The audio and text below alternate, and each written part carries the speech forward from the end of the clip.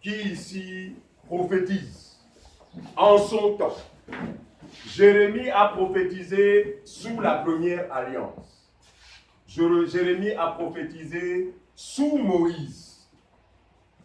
Moïse a été le prophète par excellence dans la première alliance.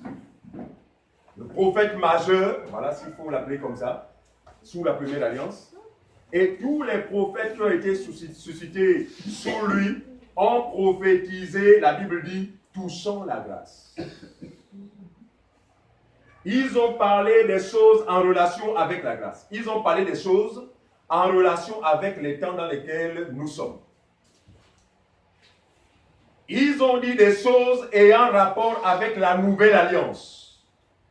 Et nous savons que le maître ou encore le prophète majeur dans la nouvelle alliance, c'est Jésus-Christ. Ce n'est pas Branham, ce n'est non plus Capophilippe.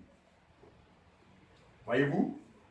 Mais la Bible dit que les prophètes qui ont prophétisé sous la première alliance ont prophétisé touchant la grâce. Et quand on parle de grâce, nous voyons la personne de Jésus. Parce que la loi est venue par Moïse, mais la vérité et la grâce sont venues par Jésus. Donc les prophètes dans leur ensemble ont parlé de Jésus. Plus précisément, dans Jérémie 31, le prophète parle de Jésus, du moins de son alliance, donc l'alliance nouvelle, inaugurée non avec le sang des animaux, mais avec le sang de Jésus-Christ. Sans cela que nous disons que l'alliance de Jésus est supérieure à celle de Moïse. Celle de Moïse avait été inaugurée avec le sang des animaux, mais celle de Jésus a été inaugurée par son propre sang. C'est pas ce que je fais comprendre. Donc, sous cette alliance, nous sommes dans l'accomplissement. Parce que ce qui a été dit dans la nouvelle alliance était appelé à s'accomplir dans la nouvelle alliance. Mais remarquez ceci. Il va dire que dans ces temps-là, je ferai une alliance avec Israël et avec la tribu de Juda. La tribu de Juda ici, c'est la tribu dont descend le Seigneur Jésus-Christ. Quand vous remontez, n'est-ce pas, quant à la généalogie de Jésus, vous allez voir que Jésus est issu de la tribu de Juda. En fait, Jérémie parle de Christ. Il dit qu'une alliance nouvelle. Mais il dit que ça va être une alliance différente de celle de Moïse. Dans cette alliance, c'est ça le but de notre partage, c'est qui enseigne dans l'Église. Il dit dans cette alliance, le verset 34, celui-ci n'enseignera plus son prochain. Donc dans la nouvelle alliance, ce n'est plus un homme qui enseigne son prochain. Nous n'inventons rien, c'est écrit noir sur blanc. C'est ce que dit le prophète. Il dit celui-ci n'enseignera plus son prochain, ni celui-là son frère, disant connaissez l'Éternel. Car tous me connaîtront, depuis le plus petit jusqu'au plus grand, dit l'Éternel. Ah! Donc c'est dans la nouvelle alliance. Quand on parle de nouvelle alliance, on parle de l'Église. Ça veut dire que dans l'Église, il est formellement interdit à un homme d'enseigner son prochain. C'est choquant, mais nous allons comprendre ce que nous voulons dire. Parce que quand on parle comme ça, toute la question, mes frères, mais qu'est-ce que tu fais devant nous là? N'est-ce pas? Mais nous parlons, nous tenons un langage spirituel pour les choses. C'est en cela que nous sommes en scandale aux hommes naturels. Voilà. Ils ne nous comprennent pas, ils ne comprennent pas notre langage. Mais nous avons été établis pour parler des choses spirituelles. Pour cela, nous tenons également un langage spirituel. Le prophète ne peut pas contredire Jésus-Christ. Ça veut dire que si le prophète a dit que dans la nouvelle alliance ou dans l'église, l'homme n'a pas le droit d'enseigner, mais tous seront enseignés de Dieu. Donc dans l'église, je parle de l'église véritable, je ne parle pas des dénominations. Quand vous allez être enseigné, vous serez capable de faire la différence qu'il y a entre les dénominations et l'église véritable. Nous étions par le passé, chacun, ou encore pour certains d'entre nous, et d'ailleurs la majorité, chacun de nous a appartenu à un système religieux humain. Quand nous parlons de système religieux humain, ne voyez pas seulement les religions traditionnelles, à savoir l'Église catholique, l'islam, et quoi encore? Voilà, les protestants. Mais ajouter à toutes ces personnes des églises éveillées, en fait, tout système religieux proclamant le nom de Jésus, mais qui a un nom. Église de la Nouvelle Alliance. Église de Damas. Église, le rocher des siècles. Église, quoi encore? Il y a beaucoup de noms là. Arrêtez de souffrir. Chapelle des vainqueurs. Alliance chrétienne. Christ révélé. Voyez-vous? Donc, cet ensemble de dénominations, je vous en supplie, mais vous avez la connaissance si vous persévérez. Ne les associez jamais à l'Église. Parce que l'Église, d'après selon ce que la Bible nous enseigne, n'est pas un système humain, n'est pas une entité humaine, n'est même pas une organisation humaine. Mais l'Église est une entité spirituelle, dont Jésus lui-même est le chef. La Bible dit, l'Église est la colonne et l'appui de la vie. Et nous nous inscrivons justement dans cette entité. Autrefois, nous étions dans les églises des hommes. Mais la grâce nous a été accordée d'ouvrir les yeux et de savoir que nous n'étions pas sauvés alors que nous confessions, oh non, je suis sauvé, non, là, je meurs là, je vais aller au ciel. C'était vraiment un simple leurre, dans la mesure où nos affirmations n'avaient aucun fondement doctrinal. En ce que la Bible dit que le salut vous est sauvé par la grâce. Or, nous, dans ces systèmes religieux-là, on nous a fait croire que c'est les actes, n'est-ce pas, ou l'acte public que nous aurions posé, n'est-ce pas, qui, n'est-ce pas, avait déterminé notre salut. Vous vous souvenez, comme moi, chacun un jour a dit, Seigneur, tu reçois dans ma vie. Prends le plein contrôle de ma vie. Pardonne tous mes péchés. Je te reçois maintenant. Désormais, je n'ai pas la décision de te suivre. Et sur cette base-là, on a cru être devenu enfant de Dieu. Ce que la Bible n'a jamais enseigné. Mais aujourd'hui, nous disons que nous sommes sauvés. Pourquoi? Parce que nous n'avons contribué en rien pour devenir enfants de Dieu. C'est la grâce qui nous a été accordée et la parole elle-même, n'est-ce pas, nous a donné le pouvoir de devenir enfants de Dieu. Et nous rendons toute la gloire à celui qui nous appelle. C'est ça le salut. Le salut, c'est par la grâce, ce n'est point par les œuvres, afin que personne ne se glorifie. En fait, Dieu n'a pas voulu donner une seule occasion à l'homme de dire « Ah, moi je suis sauvé parce que j'ai fait ceci, parce que j'ai fait cela. » Parce qu'il a jugé tout homme pécheur et privé de sa gloire. Mais il dit, ces mêmes hommes qui sont privés de sa gloire, qui sont des pécheurs, il les a fait quoi? Justifiés gratuitement. Il dit, ils sont gratuitement justifiés par la grâce de Dieu. C'est cela. D'accord? Donc, il n'y a que ceux-là qui ont eu part à cette expérience qui, gloire à Dieu, font partie de l'église véritable. Mais c'est de cette église-là, c'est dans cette église-là où l'homme n'a pas le droit d'enseigner son prochain. Que voulons-nous dire? Si quelqu'un s'autoproclame ou est déclaré enseignant sur la base d'une consécration humaine, comme ça se passe dans les milieux religieux, parce que quand vous lisez les Actes des Apôtres jusqu'à l'Apocalypse là-bas, jamais un ministre parole n'a été consacré avec des huiles, avec des touches, que sais-je encore, voilà, diplômé, voilà, sur la base d'un diplôme. Nullement été mentionné, enfin, cela n'a été nullement mentionné dans les Écritures. Par contre, ceux qui ont été des ministres avant nous ont été appelés par Dieu, d'accord, à ce ministère. Et ce ministère, en fait, était justifié par la qualité de leur enseignement. Je ne sais pas si vous pouvez comprendre. C'est pourquoi ils ne pouvaient s'attarder sur des titres. C'est bien. Nous n'étions pas à l'époque de Paul, mais Paul ne pouvait pas être choqué qu'il se fasse appeler Paul, bonjour. Il vous répondrait, bonjour. Faites-le pour un bishop. Des hommes. Bishop, Joseph, bonjour. Non, plus jamais ne m'appelle plus comme ça. Moi, je suis le bishop. C'est bien. Paul et les Pierre et les autres avaient compris que ce n'est pas le titre qui fait d'eux des ministres, mais c'est le don qui est en eux qui fait d'eux des ministres.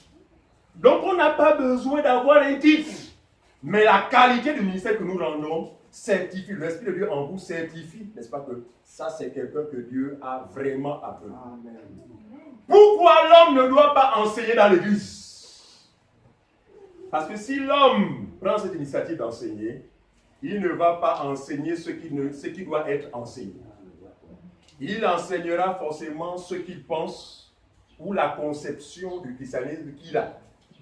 Enfin, sa propre conception. Regardez, je connais une grande secte de la place. Pas de la place, une secte internationale. Je tais le nom de cette secte par discrétion. Qui a à sa tête un président fondateur. Regardez, à chaque fois que vous verrez dans une organisation dite chrétienne, à sa tête vous avez un président fondateur, fuyez. C'est Satan lui-même qui en est le chef. Dans la mesure où l'église véritable aussi a été fondée. Oui. Est-ce par un homme? Non. L'église véritable a été fondée par le Seigneur Jésus-Christ lui-même. Il dit à Pierre comment? Pierre, tu es Pierre. Et sur cette pierre, je bâtirai mon. Ah, donc l'église véritable a pour propriétaire Jésus lui-même. L'église véritable a pour fondateur Jésus lui-même.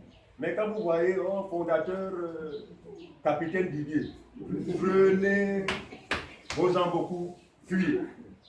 Parce que vous avez affaire à Satan lui-même. Vous savez que Satan est l'imitateur. Il sait que l'église est une entité crédible. Satan sait que l'église véritable est une entité crédible. Elle est puissante, elle est glorieuse, elle est incorruptible. Mais alors lui, il va créer à côté de ça aussi église, mais n'ayant pas la même réalité. C'est pourquoi il permet que des hommes soient des présidents fondateurs. Ce n'est pas étonnant, bien-aimé, qu'aujourd'hui, tous ceux qui sont à la tête de ces églises, ou tous ceux qui se permettent d'enseigner à la place de l'enseignant, parce que nous disons que dans l'église, c'est l'enseignant lui-même qui enseigne le peuple. Conformément à ce qui avait été annoncé par les prophètes, il dit que tous seront enseignés de Dieu. Il dit, cet enseignement-là permettra à tous de le connaître au point où on n'aura plus besoin de dire à son prochain, ah, toi là, il faut connaître l'Éternel. Il dit, tous me connaîtront depuis le plus petit jusqu'au plus grand. Ici, il ne parle pas de tout le monde. Il parle de toutes ces personnes qu'il appelle de la mort à la vie. Je voudrais aussi rappeler que la conversion en réalité, dans le vrai sens de la parole de Dieu, comme je l'ai dit tout à l'heure, l'homme ne contribue en rien, mais c'est une grâce. C'est-à-dire que Dieu tend la main à qui il veut, selon son plan préétabli. Quand je dis même à qui il veut, bon, nous voulons encore donner un peu plus de précision. Dieu tend la main à ceux qui lui appartiennent. Parce qu'il dit quelque part que le Seigneur connaît lui-même ce qui lui a. Ça veut dire que parmi les humains, parmi les hommes qui peuplent la surface de la terre, tous ne lui appartiennent pas. Comment ceux qui lui appartiennent vont-ils se distinguer de ceux qui ne lui appartiennent pas? C'est par la voix. C'est pourquoi j'ai souhaité qu'on chante ce son. J'entends ta douce voix. Qui peut entendre la douce voix du Seigneur Jésus si ce n'est sa brebis? Et il va dire, mes brebis entendent ma voix et me suivent. Personne ne peut s'attacher à l'évangile pur de la vérité si Dieu ne l'a appelé à cela. Amen. Je ne parle pas de ceux qui écoutent. Parce que selon la parabole de Romains chapitre 13, tous vont écouter. Tous vont me dire Amen. Tous vont dire on prêche. Tous vont dire oui, monsieur. Il y a beaucoup de slogans maintenant. En fait, ça devient. On se fait dans un gymnase. Ouais, un gymnase, à une cérémonie de fou, à un événement, voilà, un spectacle.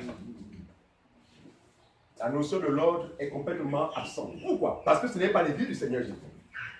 Parce que dans l'église du Seigneur, la Bible dit Dieu n'est pas un Dieu de désordre, mais d'ordre. Donc la véritable église se reconnaît par la notion de l'ordre. Pourquoi? Parce qu'au milieu de nous, n'est-ce pas, nous avons le Dieu des dieux. Par conséquent, nous qui l'adorons, nous sommes dans une attitude de respect. Regardez, si déjà pour les hommes, les autorités de la terre, il y a une attitude lorsqu'un chef d'État se retrouve parmi nous. Bien que certains aujourd'hui n'ont plus le pouvoir, mais je parle des chefs d'État. Je parle de ces personnes choisies par Dieu. choisi par ses compatriotes. Hein? Ces personnes en qui les compatriotes ont fait confiance. Ce sont des personnes, lorsqu'ils arrivent à quelques endroits que ce soit fait, il y a une attitude. C'est-à-dire que même si Marc avait été comme ça, quand il dit je la ressens. Ouais. Je vais sur ma position. Pourquoi? Parce que c'est le chef de l'État. Regardez, celui que nous adorons est 10 000 fois, 100 000 fois 1000. Ah, plus que. C'est pourquoi vous allez voir que dans les assemblées des saints, forcément, doit donner de l'ordre. Pourquoi? Parce que c'est Dieu lui-même qui est au milieu de son peuple. Il est au milieu de son peuple pour répondre aux besoins de son peuple, pour fortifier son peuple, pour édifier son peuple, pour éclairer son peuple. Par conséquent, son peuple est attentif. Parce que dans sa démarche vise quoi? Vise le but prédit par les prophètes, tous doivent le connaître. On peut pas, c'est pourquoi nous disons qu'on ne peut pas être enfant de Dieu, soi-disant, avoir toujours 2 ans. Les années font que passer, tu as toujours 2 ans. C'est pas ce que je veux comprendre. Aucune croissance, rien, que le même. 8 ans, toujours la même personne. À partir de ce moment-là, tu ne le l'es pas. Ou tu as besoin simplement de comprendre la pensée du Seigneur, ou encore tu as besoin de comprendre la volonté de Dieu en ce qui te concerne. Voyez-vous? Donc le but de nos assemblées, c'est quoi? C'est nous amener à maturité. De telle sorte que parmi nous, tous, pas parmi nous, parmi ceux qu'il appelle de la mort à la vie, tous parviennent à la connaissance de sa personne. Parce que c'est dans cela que la vie éternelle va être justifiée. Jean chapitre 3, le verset 17. Quelqu'un lise rapidement. Jean chapitre 3, le verset 17. On ne peut pas dire se sauver pour le plaisir de le lire. Mais cela doit être justifié par effet. Jean chapitre 3, au verset 17. Oui. Dieu en effet n'a pas envoyé son Fils dans le monde pour qu'il juge le monde. Non, Jean chapitre 17, verset 3. Autant pour moi.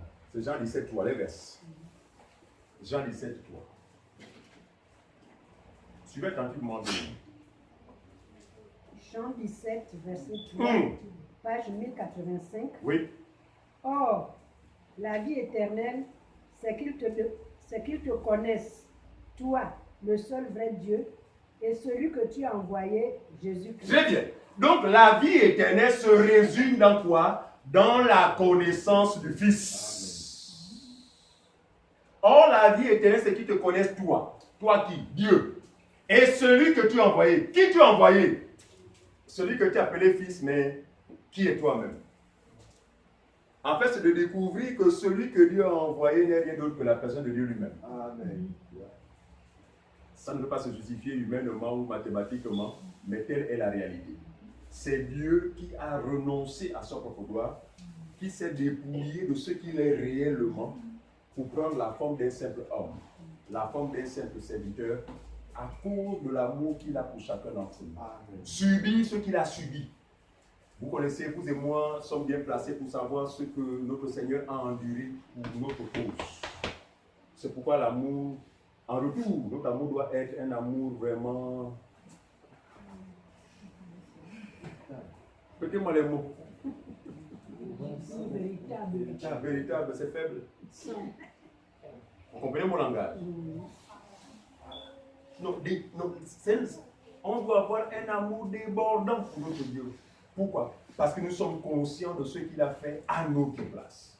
Alors, donc, cette parole destinée à ceux qui lui appartiennent est envoyée pour, comme je disais, pour ses propres brebis. Pas pour tous.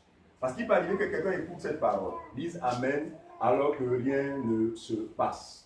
La parabole des différentes terres, Matthieu chapitre 13. Vous avez une idée, non? Là-bas, oh, vraiment, il reçoit avec joie, sur le chemin, et l'ennemi vient, enlève ce qu'il a reçu. L'autre là-bas, avec joie, oh, alléluia, et puis il n'y a pas de racine. L'autre là-bas, oh, alléluia, oh, vraiment, Dieu est puissant, il y a des épines qui étouffent, voyez-vous? Et une seule terre, de toutes les terres, a produit les fruits escomptés. Et nous disons que cette terre-là, ce sont les brebis du Seigneur. Parce que seules les brebis du Seigneur sont appelées à faire quoi? À recevoir cette parole, premièrement, et la garder. Et celle-ci produira en eux quoi? Les fruits escomptés. Qui enseigne dans l'église? Ce n'est pas un homme, mais c'est Jésus lui-même qui doit enseigner dans l'église. Quelqu'un me dira, mais Jésus lui-même, mais qu'est-ce que tu fais là? Nous allons en venir. Ici, l'interdiction à l'homme de pécher veut simplement dire que celui qui n'a pas Christ n'a pas le droit de pécher, n'a pas le droit d'enseigner. Parce que quand tu vas ouvrir ta bouche, bien qu'avec le nom de Jésus, tu seras en train d'empoisonner tout ce qui t'écoute. Je ne sais pas si vous faites comprendre. C'est en cela que Dieu interdit à l'homme de pécher. Parce qu'il n'y a que Dieu lui-même, n'est-ce pas, pour libérer la parole appropriée, pour libérer la parole de vie. Parce que c'est une parole qui est adressée à des morts. Morts à cause du péché. Mais cette parole vient pourquoi? Ressusciter, pour ramener à la vie ces morts. Nous en étions de leur nombre. J'étais un mort aussi parmi tant d'autres. Mais la grâce, n'est-ce pas, m'a été accordée, revenir à la vie par la foi, par la grâce et par la foi au Fils de Dieu. Alors, prenons Hébreux chapitre 8, versets 10 à 11.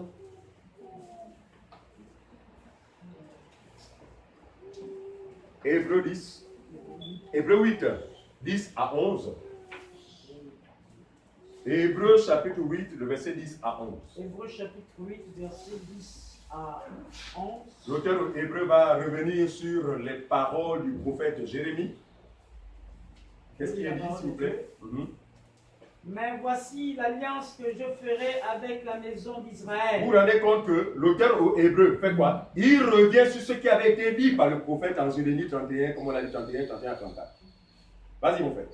Après ces jours-là, dit le Seigneur, je mettrai mes lois dans leur esprit, oui, et je les écrirai dans leur cœur, et je serai leur Dieu, oui, et ils seront mon peuple. Et ils seront mon peuple. Aucun n'enseignera plus son concitoyen. C'est dit comme ça, il dit aucun n'enseignera plus son concitoyen. On continue, mon frère. Ni aucun son frère. Ni aucun son frère. En disant, connaissez le Seigneur. Pourquoi? Car tous me connaîtront. Suivez. Depuis le plus petit tous, jusqu'au plus grand. Regardez, tous ceux qui font partie de l'église, la volonté de Dieu est que tous parviennent à la connaissance de sa personne. Regardez, cette connaissance va passer par quoi? Qui peut connaître Dieu si ce n'est pas l'enseignement? Connaissez-vous un autre moyen vraiment qui nous permettrait de connaître Dieu? Si ce n'est l'enseignement, seulement l'enseignement. Alors, comment voulez-vous connaître Dieu si vous ne prenez jamais part aux enseignements? C'est la question que je pose, que je poserai toujours. Parce que je ne crois pas à une croissance, je ne crois pas que l'on peut croître spirituellement sans se faire enseigner. L'enseignement, c'est quoi? L'enseignement est une suite logique. Vous venez à un enseignement, par exemple aujourd'hui, la semaine prochaine, vous ne venez pas, vous aurez du mal à comprendre le sens des choses. Ce que nous disons souvent aux gens, que l'enseignement est un enseignement logique. On a commencé la semaine dernière la justification. Certains ont pris par le premier jour la justification et le second jour n'était pas là. Mais alors comment pouvez-vous vraiment comprendre avec exactitude la pensée du Seigneur au sujet de la justification?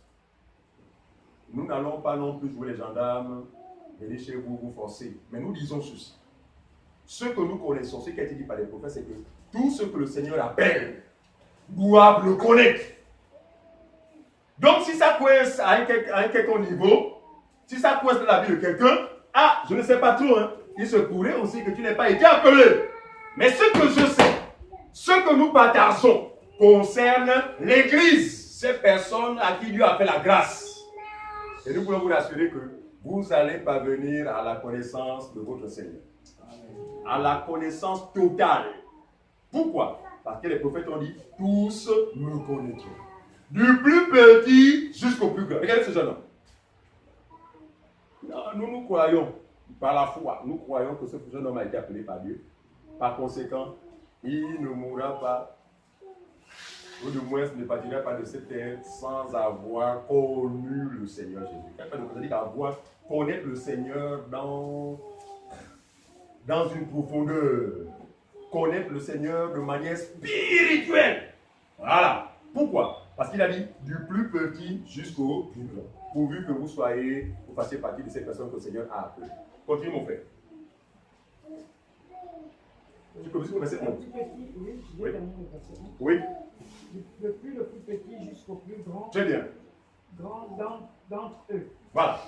Donc, dans l'église, frères et sœurs, c'est le Seigneur lui-même qui doit enseigner ceux qu'il a appelés. Parce qu'à travers son enseignement, il se révèle à eux. Voyez-vous? Très bien. Jean chapitre 14, verset 26. Jean 14, 26.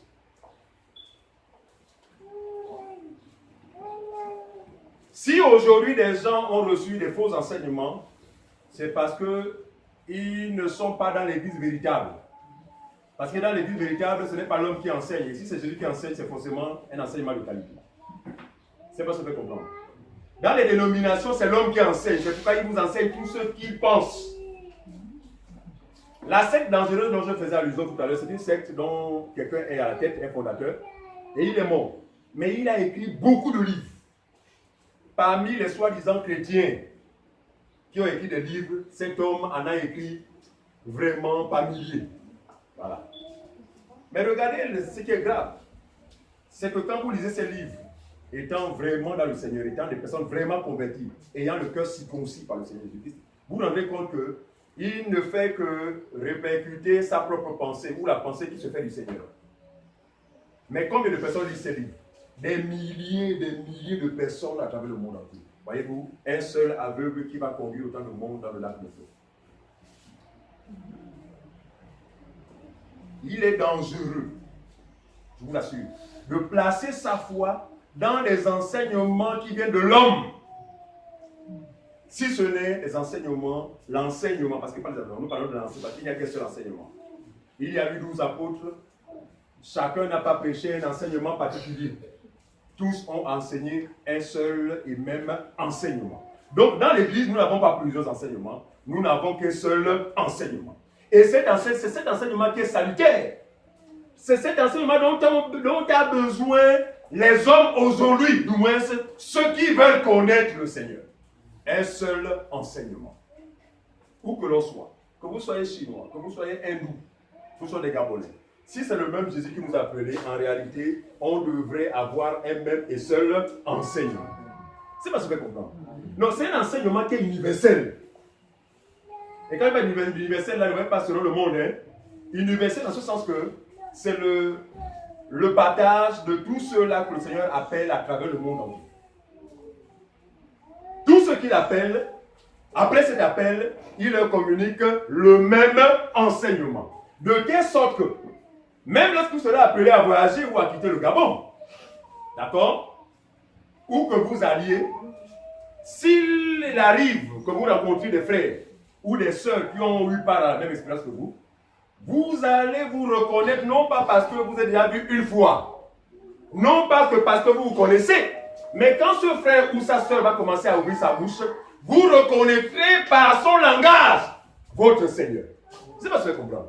C'est à partir de ce moment-là que vous direz, ah, tu es finalement mon frère dans le Seigneur. Ah bon? Voyez-vous? Pourquoi? Parce que vous verrez vraiment le même langage, la même pensée. C'est ça le Saint-Esprit. Je ne crois pas à un Saint-Esprit qui va mener les gens dans des divergences d'opinion. Le Saint-Esprit est appelé ou nous a été donné pour nous amener, nous conduire dans tout, c'est-à-dire que dans une seule et même pensée. Laquelle? Celle du Seigneur. Jean chapitre 14, on a dit. Jean 14, 26. Jean 14, 26. Oui, suivez. Mais le consolateur, l'Esprit Saint, oui, que le Père enverra. Là, Jésus parle avant qu'il ne soit enlevé. Vous vous souvenez comme moi. Avant qu'il ne soit enlevé, il n'a manqué de signaler à ses disciples. Ah, bientôt, je vais partir. Et les disciples étaient attristés. Ah, Seigneur, tu vas partir, mais on va me la faire comment? Il dit non, il est avantageux que je m'en aille.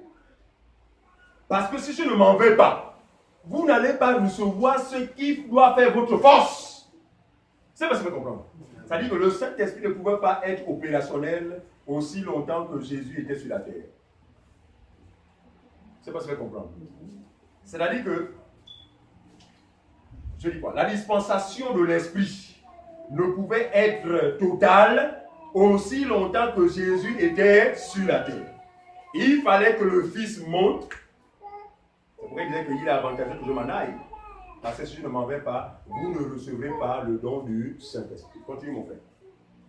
Mais le consolateur, l'Esprit Saint, L'Esprit Saint. que le Père enverra en mon nom, vous enseignera toutes choses. Ah. Et vous rappellera tout ce que je vous ai. L'Esprit Saint, que le Père enverra en mon nom. Regardez, c'est le Saint-Esprit. Regardez, le Saint-Esprit qui a accompli ce qui avait été annoncé par les prophètes. C'est-à-dire qu'il vient pour faire quoi? Pour enseigner. Mais c'est qui le Saint-Esprit? C'est Dieu lui-même. C'est pourquoi nous disons que dans l'Église, ce n'est pas l'homme qui enseigne. Parce que si l'homme le fait, c'est forcément des fausses doctrines. On va assister à quoi nous assistons aujourd'hui? La vente des eaux, la vente des huiles, la vente des calendriers avec l'effigie du pasteur. Voyez-vous? Tout ce que l'on déplore aujourd'hui ne sont que la résultante du fait que l'homme a osé enseigner.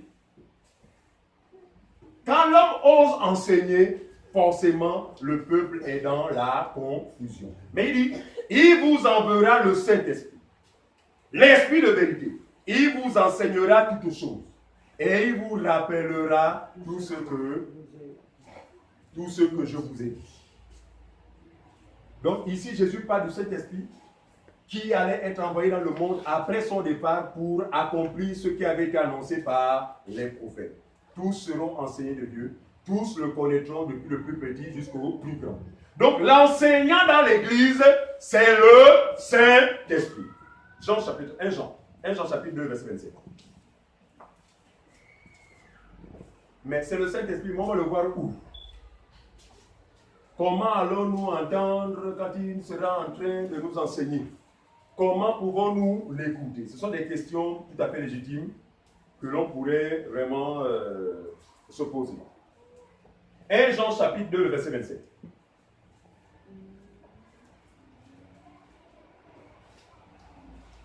« 1 Jean 2, 27. Celui qui a la page peut lire, s'il vous plaît. 1 Jean 2, verset 27. Pour vous, l'onction que vous avez reçue de lui demeure en vous.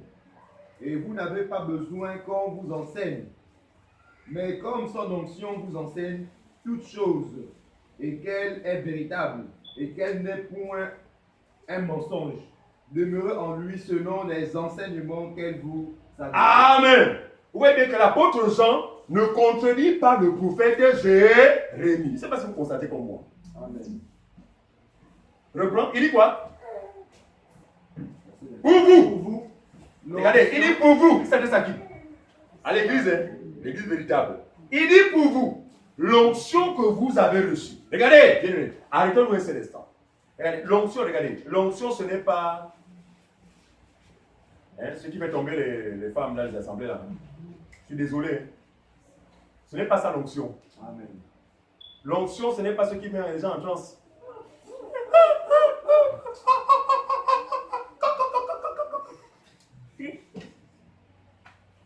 Le rôle ou le but de l'onction est clairement défini par Jean ici. Amen. Il dit pour vous, l'onction, il ne dit pas les onctions.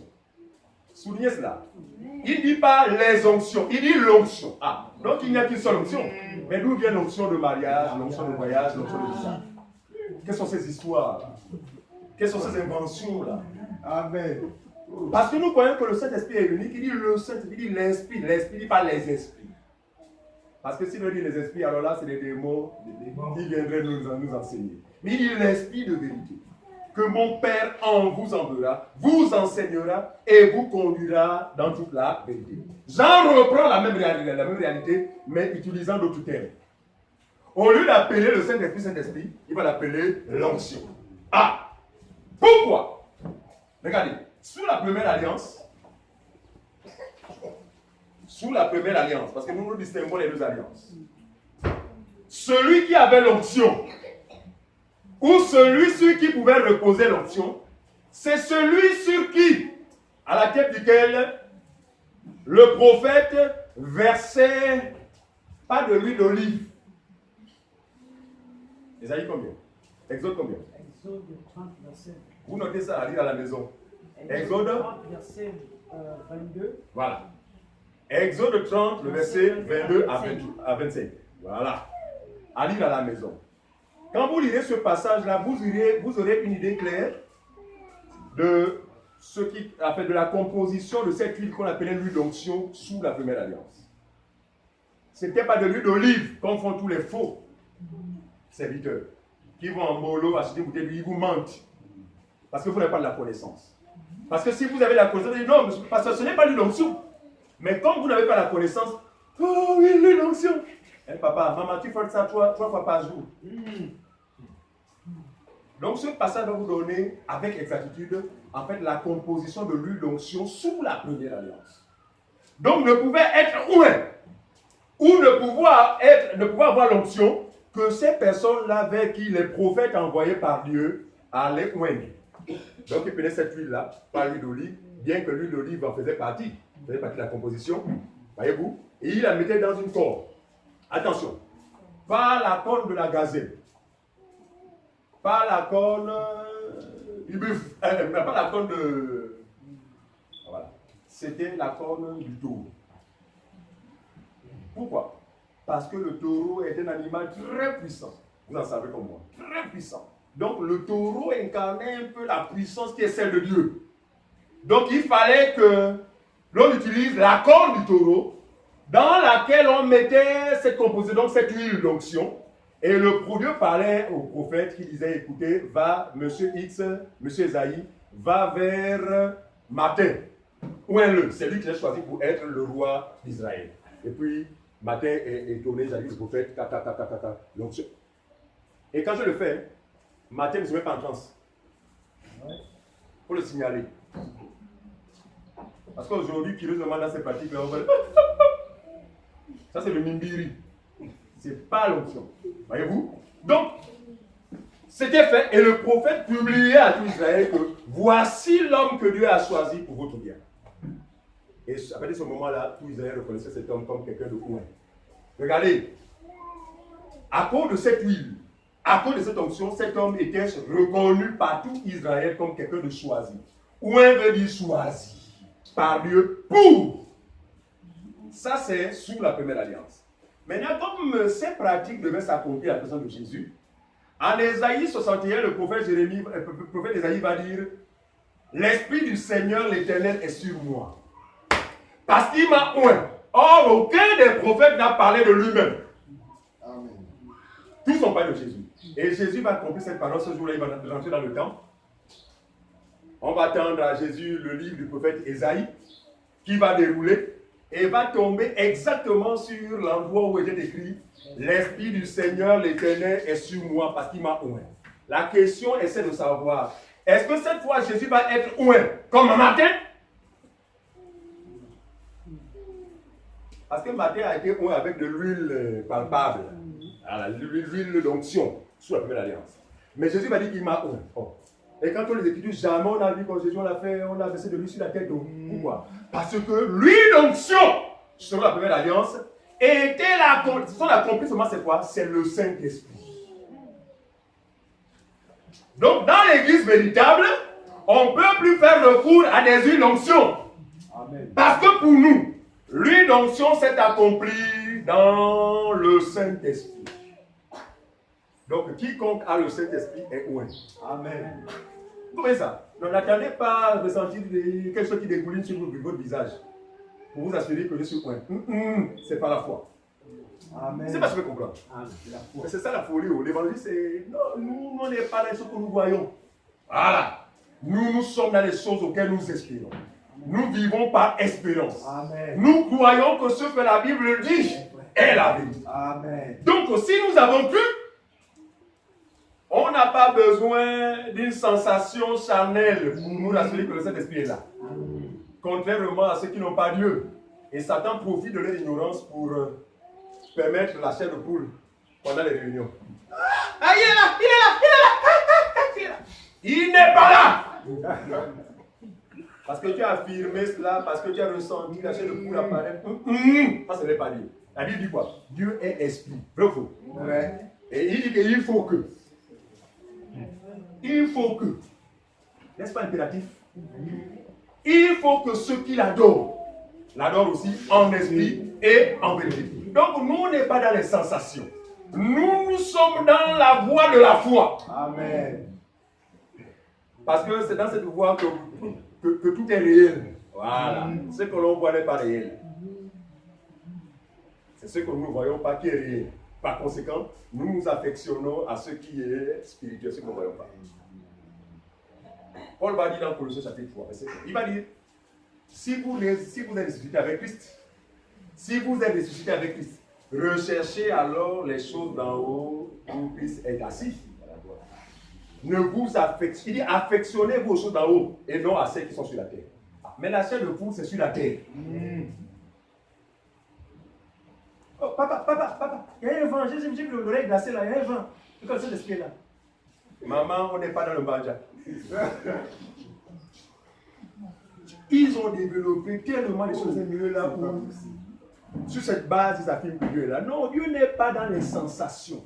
Dieu est dans la vérité. Voyez-vous? Il dit pour vous, l'onction que vous avez reçue fait. Si vous êtes un croyant, sachez-le bien, vous avez reçu l'onction. Vous êtes oint. Oh frère, mais à quel moment on ne m'a pas mené au stade? Je n'aime pas de choses. Vous êtes oint si vous croyez au Seigneur Jésus-Christ. Amen. Vous êtes oint si vous avez cru à son évangile. Vous êtes oint. Attention. D'une huile supérieure à celle qui a été appliquée sur ceux de la première alliance. Jésus va dire ça. Regardez, Jésus est le souverain sacrificateur dans la nouvelle alliance. Dans l'ancienne alliance, c'est Aaron qui était le souverain sacrificateur. Mais Jésus va dire que, l'auteur de Hébreu va dire que Jésus a été oint d'une huile supérieure à celle au-dessus de ses collègues. Qui est le collègue de Jésus? C'est Aaron. Aaron a été oint d'une huile physique. Or, Jésus a été oint de la véritable huile, à savoir le Saint-Esprit. Et c'est la même huile qui oint tout ce qu'il appelle. C'est pas ce que je comprends. Cette manière bizarre de penser a amené une forme de discrimination. Au point où on va estimer que dans l'église, attention, il ne faut pas toucher au coin. Considérant que le coin, c'est seulement celui qui est devant vous. Faux! Nous détruisons cet enseignement. C'est un faux enseignement. Amen. Amen. Celui qui est oint, c'est celui qui a cru au Seigneur Jésus-Christ. En quoi est-il oint? Parce que la Bible dit dans Éphésiens chapitre 1, le verset 13, la Bible va dire vite. Éphésiens 1, verset 13.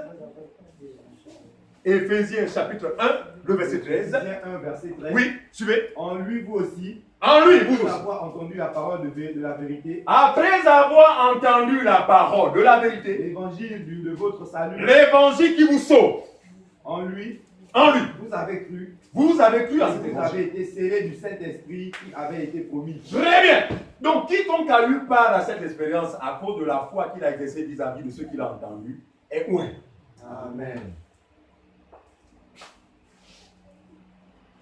C'est pour nous amener tous à nous considérer comme étant des serviteurs inutiles. En fait, aucun d'entre nous n'est important. Celui qui est important, c'est la personne de Dieu. Amen. C'est pas si important. C'est pourquoi vous allez voir qu'on ne sera jamais gêné de nous asseoir avec vous. Il n'y a pas de limite. Ici, ce sont les oints. Là-bas, c'est le peuple. Le cléricalisme. Non. Regardez. Je n'étais pas avec Jacques, je n'étais pas avec Pierre, mais connaissant l'Esprit de Dieu qui habitait en eux, ils étaient capables d'être. La Bible dit ça, toujours au milieu du peuple. Toujours au milieu du peuple. Pourquoi? Parce qu'ils avaient estimé que ce n'est pas le fait d'être à l'écart qui fait de ministre. Même au milieu du peuple, aussi fait que le don est en eux, il devient des ministres. Et le ministre, frères et sœurs, contrairement à la pensée humaine, le ministre n'est pas celui à qui on ouvre les portières. Le ministre n'est pas celui pour qui on porte la Bible, comme si c'était un manchot. Non. C'est celui qui porte la Bible. Là, il s'assoit, c'est lui qui a le droit de boire de l'eau pendant la réunion. Le climatiseur, le ventilateur, ne regarde que vers lui. Pendant que vous êtes là-bas. Le ministre, frères et sœurs, selon le sens réel de l'esprit, le ministre est un esclave. C'est ça qu'on comprend. Il est esclave de ses frères. Pourquoi? Parce que sa grandeur doit être justifiée par le fait qu'il soit au service de ses frères. C'est ce que Jésus a dit. Il dit quoi? Le plus grand parmi vous. Les disciples ont voulu être un peu charnels. Il dit Jésus, parmi nous là, c'est toi-même qui nous as choisis. Et tu es mieux placé pour savoir quand même celui qui est plus grand. N'est-ce pas non? Et Jésus va répondre, attends, oui, d'accord. Le plus grand parmi vous sera le serviteur de son prochain. Regardez. Jésus lui-même pour montrer que c'était un grand. Regarde ce qu'il a fait. Il va faire asseoir tous ses disciples. Asseyez-vous là. Il va prendre de l'eau dans un bassin, je ne sais pas trop. Il va commencer à leur laver les pieds un à un. Il commence par Jacques. Il termine. Pierre voit la rue de Jésus que, attends, il fait quoi là cet homme-là? Mais il sait qu'après lui, après que Jésus capté lui, c'est lui. Il dit, Seigneur, moi j'estime que ça devait être le contraire. Ce n'est pas à toi de laver les pieds, mais c'est à nous. Tu es quand même le Seigneur. Il dit, Pierre, tu ne comprends pas pour le moment ce que je dois faire, mais tu le comprendras un jour. En fait, Jésus était de montrer que celui qui veut être grand doit servir. Et nous sommes étonnés que ces faux anciens, ces faux évangélistes, ces faux pasteurs se font passer pour le secteur de lui alors qu'ils sont servis. Ils sont servis, je vous dis bien, ils sont servis. Celui qui savait conduire comme moi, vous savez que j'ai ma petite coffre là, je sais conduire, non? Une fois devenu pasteur selon les hommes, vous voyez que je m'assure qu'Ernest a le permis. Ernest, désormais, c'est toi qui me conduis. Bon. Ma mère, tu le connais, Ernest, comment tu faisais? Pourquoi? Parce qu'ils voient mener selon le modèle du monde. Eux-mêmes étant charnels, ils captent le modèle du monde, effectivement, parce qu'ils sont eux-mêmes du monde. Or, Jésus dit, vous êtes dans le monde. En d'autres termes, ce n'est pas parce que vous êtes dans le monde que vous devez épouser le comportement du monde. Votre modèle, c'est le royaume. Amen. Et dans le royaume, Jésus a dit, le plus grand, c'est celui qui est. C'est pourquoi nous allons servir jusqu'à ce que Jésus nous appelle. Amen. Et en cela, nous sommes des grands. Ouais. Nous connaissons ce que nous sommes dans le royaume. Devant vous, ça dit que c'est un esclave, mais tu vas te servir les autres. Mon ami. Vous ne connaissez pas ce que nous connaissons. Amen. Et nous vous incitons à avoir cette attitude. Qui veut être grand parmi nous? La grandeur, si vous dites que vous ne pouvez pas être grand, c'est que c'est l'hypocrisie. Le genre lui-même, mon ami, tout le monde aspire à être grand. Amen. Qui veut être grand parmi nous? Tous. Attention, maintenant ne concevez pas la grandeur selon le monde. Hein? Concevez-la selon l'esprit. Abaissez-vous, descendez, servez les autres. Descendez, servez les autres. Et vous verrez le Seigneur non seulement vous faire du bien dans cette vie, mais la totale, c'est après cette vie. C'est pas ce que je comprends. Voilà. Ok. Il dit pour vous, l'onction que vous avez reçue, pour vous, l'onction que vous avez reçue, oui, de lui demeure en vous. On a reçu l'onction de qui? De Dieu. Donc c'est Dieu qui nous accorde son esprit. Regardez. Désormais, ne dissociez pas onction avec Saint-Esprit. Saint-Esprit est égal à onction. Onction est égal à Saint-Esprit. C'est une nouvelle information pour certains parce qu'on leur dit non, reçois l'onction. Reçois l'onction. Ce n'est pas l'homme qui donne l'onction à son prochain. On a dit que l'onction que vous avez reçue de lui, c'est ce que Jésus dit. Lui, il vous baptisera. Donc c'est Dieu qui baptise du Saint-Esprit. Mais d'où vient cette affaire? Oh, recevez, c'est pas des vestes. Quelqu'un va lever sa veste. Reçois. Vous êtes en train de recevoir des démons parce que ce que le diable fait, c'est quoi? Une fois, il se rend compte que ce que vous affirmez n'est pas scripturel. Il s'introduit pour détruire des vies. Aujourd'hui, plusieurs vies sont détruites faute de fausses doctrines. Parce que le terrain dans lequel, ou encore le terrain propice, qui est celui de Satan, c'est là où la fausseté est péché. Très bien. Et là, il opère de manière efficace, dans la mesure où vous serez même trompé parce qu'il va vous distraire par des signes, des miracles et des prodiges. N'est-ce pas? qui vous dit non, là Dieu est parmi nous, frères. Satan fait des prodiges, des miracles. Voilà, extraordinaire. 2 Corinthiens chapitre 3, le verset 11. 2 Corinthiens chapitre 3, le verset 11. Oui. 2 Corinthiens 3, 11. Oui. En effet. Non, 2 Corinthiens 11. 2 Corinthiens 11, verset 9, je sais pas. Car les frères venus de... Non. 2 Corinthiens 11, j'ai trouvé le passage, excusez-moi. 2 Corinthiens, appelez ça 13 à 15. 11, 13, Ces hommes-là, Voilà. hommes-là sont des faux apôtres. 2 Corinthiens 13, le verset 13 à 15. 2 Corinthiens 11, autant pour moi. 2 Corinthiens 11, le verset 13 à 15. 2 Corinthiens 11, verset 13 à 15. Voilà. Ces hommes-là Ces hommes-là sont des faux apôtres. sont des faux apôtres. Regardez, nous, quand on parle de faux, vous avez tous jugé. Nous ne sommes pas les premiers. Mais je dis, personne ne peut avoir le vrai Saint-Esprit sans reconnaître que X est faux ou X est vrai. Amen. Voilà. Parce que Jésus aussi, par le même esprit, a su qu'il y avait des faux. Il est allé plus loin même jusqu'à traiter de diable. On y va. Ces hommes-là sont des faux apôtres. Des faux apôtres. Des ouvriers trompeurs. Des ouvriers trompeurs. Déguisés en apôtres de Christ. Déguisés, c'est bien dit, hein? Des ouvriers trompeurs. Déguisés en apôtres de Christ. Ça dit que les faux serviteurs, ce sont les personnes déguisées. En fait, ils vous donneront l'impression qu'ils sont de Dieu. Vous allez les considérer comme étant de Dieu. Pourquoi? Parce que vous n'avez pas l'enseignement de Jésus. En fait, c'est l'enseignement de Jésus qui vous donnera le voie claire. Moi, je ne savais pas que mes différents pasteurs, parce que j'en ai eu plusieurs, parce que j'ai cherché Dieu à tâtons. Je ne savais pas que j'étais une de ces brebis. Et donc, mon parcours a été un peu bizarre. Au point où on m'a traité de chrétien papillon. Quand tu cherches quoi chaque année, tu changes d'église, tu cherches quoi? Mais c'est aujourd'hui que j'ai la réponse de savoir que, en fait, si le Seigneur a permis tout ça, c'est parce que j'étais une de ces brebis et que la voix que j'entendais ne m'était pas familière. Les voix que j'entendais ici et là ne m'étaient pas familières. Mais il a suffi que j'entende sa voix un jour. À ce moment, je me suis reconnu en cette voix. Mes brebis entendent ma voix et me suivent. Donc, les faux ouvriers, ce sont tous ceux-là qui opèrent dans toutes les dénominations.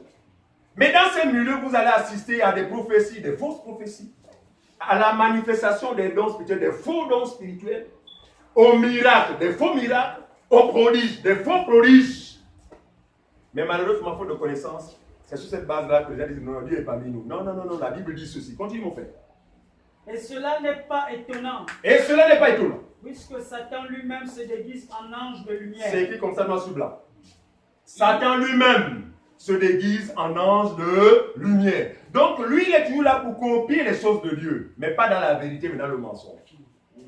Mais n'ayant pas la semence de Dieu en vous, vous verrez Dieu dans tout ce qui se fera. C'est pourquoi même quand l'homme de Dieu, quand soi-disant l'homme de Dieu vous dit que non, le petit flacon, lui là, il est à 50 millions. Il y a des gens qui crient Amen dans l'assemblée. En fait, quand ils crient comme ça, c'est la preuve qu'ils n'ont pas la semence de Dieu en eux. Parce que si la semence de Dieu était en eux, quand l'homme là parlerait comme ça, il verrait carrément cet homme, l'ouvrier trompeur, le séducteur. Et va commencer à me mettre en garde sur les côtés de vos frères. Sortez de l'assemblée parce que ici c'est dangereux. C'est bien qu'être le péché. Mais si les gens assistent à la réunion du début jusqu'à la fin, c'est pour preuve que vous êtes tous aveugles. C'est ce que nous prêchons, c'est pourquoi on est mal vus. Mais nous n'allons jamais changer de message. Amen. Parce que nous pensons que c'est le seul message qui nous sauve. On n'a pas le choix. Et c'est un message qui a coûté la vie à plusieurs avant nous. Comment allons-nous échapper? Jésus dit comment? Il dit que le serviteur n'est pas plus grand que le maître. Si moi j'ai souffert, si on m'amène jusqu'à la mort à cause de ça, qui êtes-vous? Donc nous sommes prêts et nous attendons à toute éventualité. Mais nous n'allons jamais fermer la bouche. Ça, jamais ou jamais. Parce que nous estimons que même quand nous allons mourir, l'évangile ne mourra pas. Amen. Mais Pierre, les Paul sont bons, non? Mais pourquoi l'évangile est efficace? Parce que ce n'est pas la dispensation de l'homme, c'est la dispensation de l'enseignant qu'on appelle le Saint-Esprit. Amen. Donc eux, ils pensent faire taire les gens en tuant le prédicateur, mais ils ne savent pas que frère, ce n'est pas le prédicateur, Le problème, c'est l'enseignant lui-même. Que vous ne pourrez jamais tuer. Voilà. Donc, c'est de génération en génération. Parce qu'il faut quoi? Il faut que la totalité de ces brebis rentre dans la bergerie. Voilà. Une fois seront rentrés, c'est le départ, tant pis pour le monde. Donc, l'évangile que nous prêchons là a pour but de quoi? De vous rassembler autour de la personne de Jésus avant qu'on ne soit enlevé de cette vie, de cette terre. À moins que quelqu'un pense que nous sommes venus nous établir ici pour toujours. Où sont vos grands-parents? Où sont vos aïeux? C'est une preuve que dans cette vie, on est passager. Hein? On est de passage. C'est pourquoi il n'y a pas lieu de nous affectionner aux choses du monde. Mais nous devons nous affectionner à ce qui nous concerne, c'est-à-dire que ce à quoi nous sommes appelés, n'est-ce pas, à vivre dans l'éternité. D'accord. Verset 15. Oui, 15. Oui. Il n'est donc pas Étonnant que ces ministres aussi se déguisent en ministres de justice. Très bien. Leur fait sera selon leurs œuvres. Vous voyez que d'un côté, Jésus a des ministres qu'il a établis pour le ministère de la parole. Et de l'autre côté aussi, Satan a des ministres. C'est ce qui est clairement indiqué. C'est ce qui est clairement indiqué. Il dit quoi? Ce n'est pas étonnant parce que... Verset 15. Il n'est donc pas étrange que ces ministres aussi se déguisent en ministres de justice. Très bien. Ils se déguisent en ministres de justice. Pour preuve, l'évangile qui vous prêche, ce n'est pas un évangile qui vous révèle la justice de Dieu par la foi. C'est l'évangile qui vous ramène dans la justice qui est celle des hommes. La pratique de vos œuvres. Vous faisant croire que c'est à cause de vos œuvres que le salut peut être possible. Voilà. Ce sont des faux ministres. On peut s'arrêter là. Alors, on revient sur notre enseignant. On a lu 1 Jean chapitre 2, c'est verset 27. Revenons encore là. Il dit, pour vous, l'onction que vous avez reçue, on continue. Verset 27. 1 Jean 2, 27. Vous avez reçu de lui, demeure en vous. Demeure en vous. Regardez, on dit quoi? Le Saint-Esprit que nous avons reçu de Dieu demeure. Regardez, c'est écrit, demeure en vous.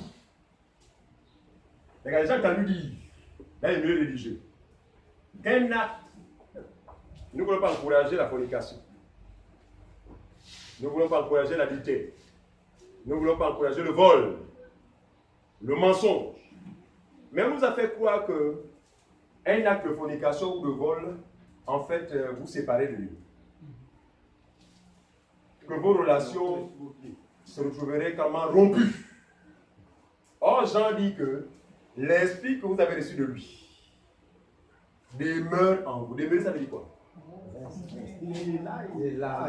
Amen.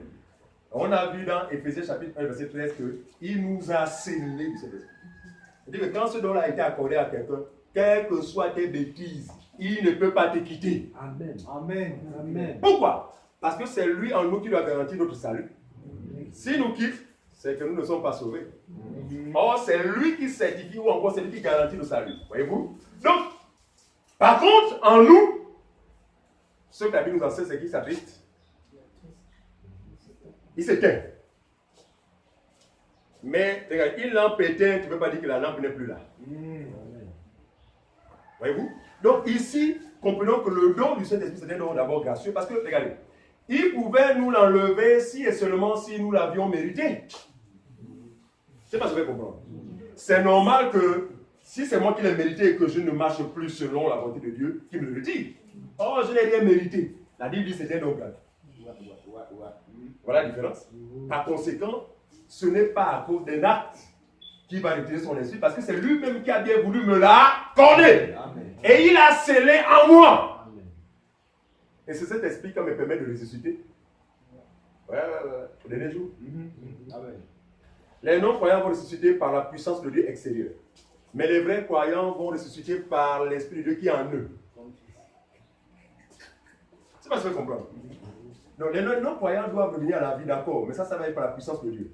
Une puissance que Dieu va libérer de manière extérieure. Maintenant, nous les croyants, puisque nous mourrons en Christ, et Jésus m'a dit que celui qui meurt dans le Seigneur, quand bien même il sera mort, il est toujours vivant. Pourquoi? Afin qu'il ne parle pas de vivant sur la chair, mais c'est l'Esprit de Dieu qui habite en nous. Amen. En fait, lui en nous, nous procure l'éternité. Nous sommes des frères. Nous sommes appelés à ne plus mourir. Amen. Oh frère, qu'est-ce que tu dis? Ce n'est pas la chair. Nous disons que nous tenons un langage spirituel pour les choses spirituelles. Le vrai croyant ne meurt plus. Il ne peut plus mourir. Parce que quand bien il sera mort dans la chair, il sera toujours vivant. Matthieu 28. Matthieu 28, verset 16 à 20. Matthieu 28, 16 à 20. Matthieu 28, 16 à 20. Matthieu 28, 16 à 20. 16 à 20. Oui. Les 11 disciples allèrent en Galilée sur la montagne que Jésus leur avait désignée. Très bien. Donc, avant que Jésus ne monte pour que le don du Saint-Esprit soit envoyé, donc vous savez bien que, comme j'ai expliqué tout à l'heure, le don du Saint-Esprit ne peut pas être envoyé sans que Jésus d'abord ne soit enlevé. Alors, il dit, 28, 16, continue. Quand ils le virent, Quand les disciples virent Jésus, ils se prosternèrent devant lui. ils se procédaient devant Jésus. Mais quelques-uns eurent des doutes. Oui, Jésus s'étant approché, leur parla ainsi. leur parla ainsi. Tout pouvoir m'a été donné dans le ciel et sur la terre. Oui. Allez, faites de toutes les nations des disciples, les baptisant au nom du Père, du Fils et du Saint-Esprit. Très bien, continue. Et enseignez-leur à observer tout ce que je vous ai prescrit. Très bien. Et voici, je suis avec vous tous les jours jusqu'à la fin du monde. Et voici, je suis avec vous tous les jours jusqu'à la fin du monde. Acte chapitre 1. Acte 1, verset 3 à 5. Acte 1, verset 3 à 5.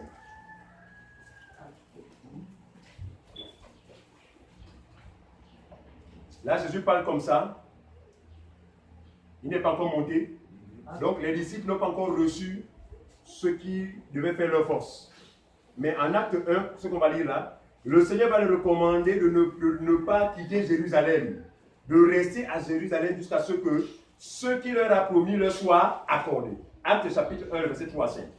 Acte 1, verset 3 à 5. Oui, Après qu'il eut souffert, oui, il leur apparut vivant et leur en donna plusieurs preuves. très bien. Plusieurs preuves, se montrant en eux pendant 40 jours et parlant des choses qui concernent le royaume de Dieu. Très bien. Comme il se trouvait avec eux, Oui. il leur recommanda Suivez. Comme il se trouvait avec eux, il leur recommanda quoi? de ne pas s'éloigner De ne pas s'éloigner de Jérusalem. mais d'attendre ce que le Père avait promis, et ce que je vous ai annoncé, leur dit-il. Très bien.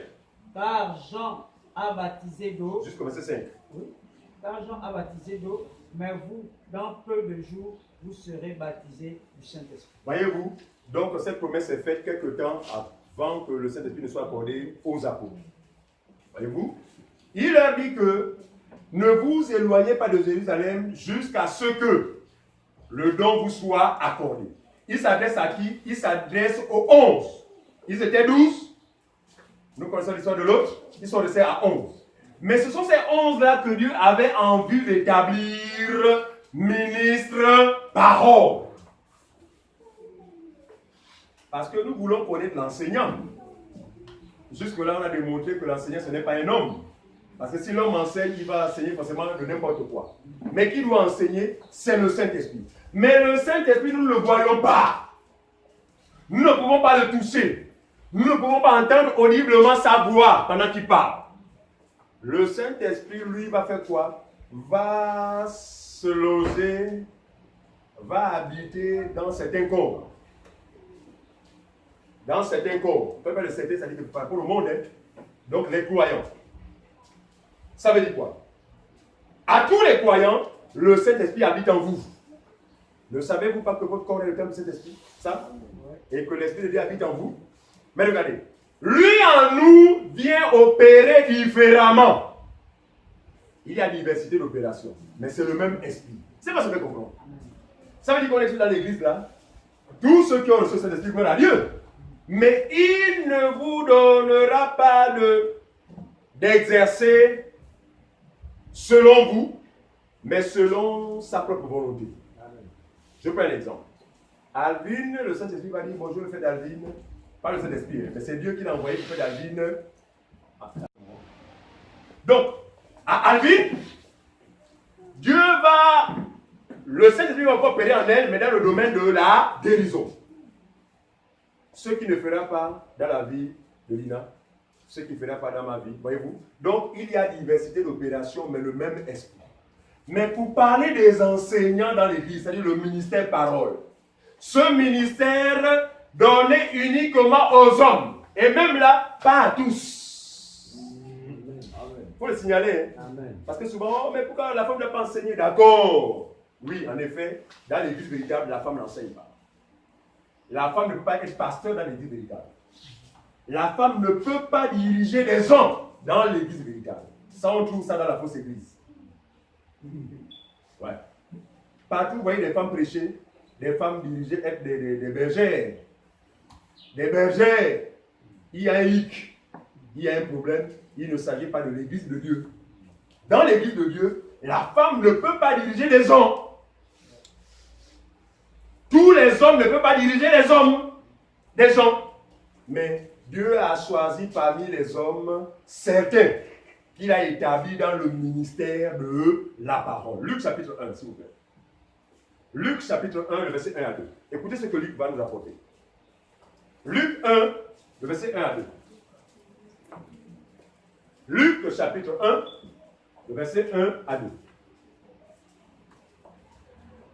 Luc 1, Oui, 1, 2. oui.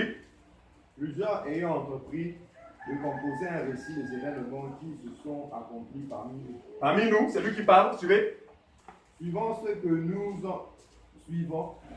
nous ont transmis ceux qui ont été des témoins. Suivant ceux qui nous ont été transmis par ceux qui ont été des témoins oculaires. Il dit, sur la base de ce qui nous a été transmis par ceux qui ont vu Jésus, ceux qui ont marché avec Jésus, continue mon frère. Des témoins oculaires. Oui, Dès le commencement. oui. Et sont devenus des ministres de la parole. Ah! Donc les 11, Dieu les connaissait avant, dès le commencement, donc avant la création du monde, mais par sa grâce, il les a appelés premièrement au salut et il les a établis des ministres de la parole. Donc dans l'église, il faut bien distinguer la diversité de dons spirituels et le ministère de la parole qui n'est pas donné à tous. Pourquoi? Parce que celui qui est ministre parole, c'est celui qui doit enseigner, qui doit perfectionner les gens, qui doit amener les gens à la connaissance du Seigneur Jésus-Christ. Mais quand en est-il des ministres que Dieu n'a jamais appelés, quand il sera en train d'ouvrir sa bouche et enseigner? N'est-ce pas la catastrophe? Très bien. Allons-y. Éphésiens chapitre 4, verset 11 à 16. Éphésiens 4, 8 à 16. Éphésiens 4, 8 à 16. Pour parler des ministères de la parole. Donc, on est d'accord que c'est le Saint-Esprit qui enseigne, mais le Saint-Esprit enseigne à travers des hommes que Dieu lui-même a établis. Il ne s'agit pas de ces hommes-là à qui on verse de l'huile. Il ne s'agit pas de ces diplômés des écoles théologiques. Parce que, quel que soit ces diplômes, si Dieu ne vous a pas appelé à cela, vous allez enseigner autre chose. Amen. Et c'est le constat que nous faisons. Les diplômés de la place que nous connaissons, certains d'entre eux ont des doctorats, mais quand ils enseignent autre chose. C'est pour une preuve que Dieu ne les a jamais appelés. Mais ils ont été établis selon les hommes. En fait, ils ont pris une décision, n'est-ce pas, selon eux. Et Dieu seul connaît les motivations. Parce que nous savons en même temps que le ministère aujourd'hui, là, c'est le stade d'un gars du pain. Vous voulez construire une maison dans votre vie? Ah, je vais devenir pasteur.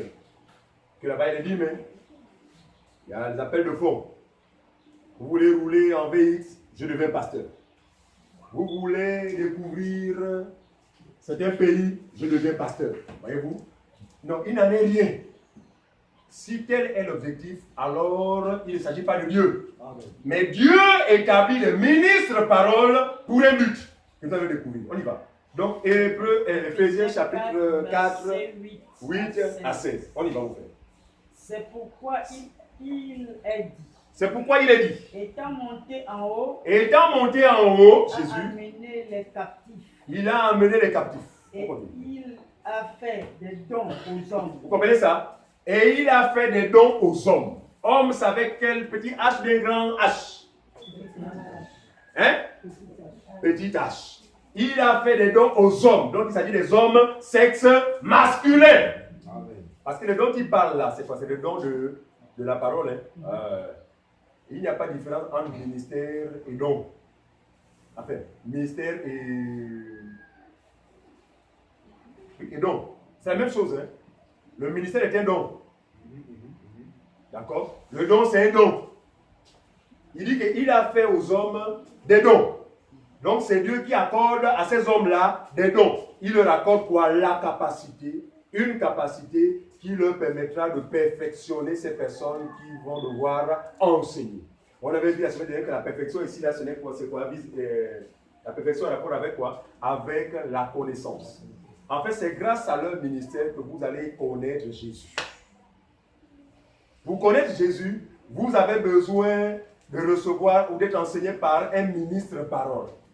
C'est eux seuls qui ont cette capacité de vous amener à la connaissance de Jésus. Par contre, les autres dons là qu'il y a, c'est pour votre édification, pour votre encouragement, d'accord? Mais ça ne vous donnera jamais de connaître Jésus.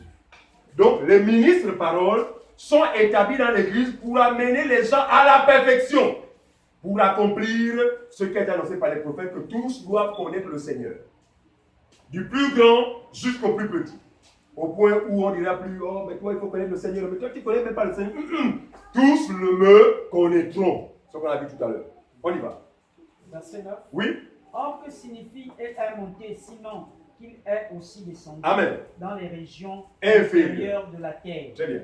Celui qui est descendu, c'est le même qui est monté au-dessus de tous. Oui. Tous les cieux, Mhm. afin de remplir toutes choses. Toutes choses. Au verset 11. Afin de remplir toutes choses. On continue. Au verset 11. Oui. Il a donné les uns comme Suivez. apôtres. Il a donné les uns comme apôtres. Regardez. Si la femme fait partie de cette affaire-là, comment allez-vous appeler la femme? La femme apôtre, vous l'appelez comment? Apôtresse? C'est la question que nous posons à toutes ces personnes qui établissent les femmes. Il y a des gens qui sont fiers. Oh, ma femme, c'est mon pasteur est une femme. C'est dit que c'est la maman là, vraiment. Non, c'est mon pasteur. Non. Tu es carrément étranger aux choses de Dieu. C'est comme dire que ça, c'est pas l'église. Ça, c'est la pensée humaine.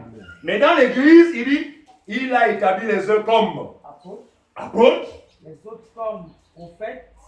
prophètes, Les autres comme prophètes. oui, Les autres comme évangélistes. évangélistes. Les autres comme pasteurs et docteurs. Les femmes vont dire comme évangélistesses. Non, les prophétesses existent dans l'église. Une prophétesse, c'est une femme qui a le don de prophétie. Mais elle n'a pas le ministère. Parce que là, il est question des ministères de la parole. Donc, le don de la prophétie, donc, plutôt, le ministère prophétique est différent du don de la prophétie.